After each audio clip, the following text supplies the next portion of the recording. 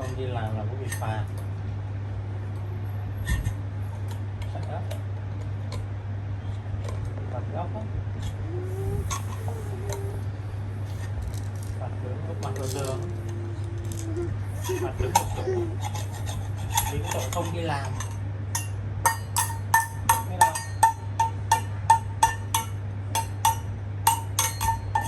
thôi để bố đi làm đấy con ใช่ร้อนเลย